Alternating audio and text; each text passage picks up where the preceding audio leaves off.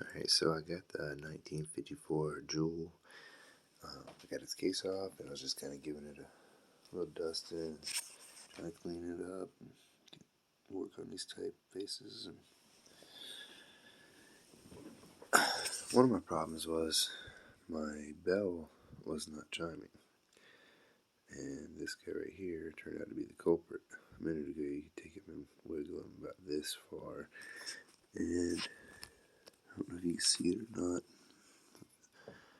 but that little pin right there was not really making contact with this little lever here, which in turn you have no bell. So I took a pair of pliers, kind of bent this back together, and then cleaned these connections right in there. Cleaned all that pretty well. Kind of worked it a little bit, and now it works solidly. I'll push that down just to test it. Boom.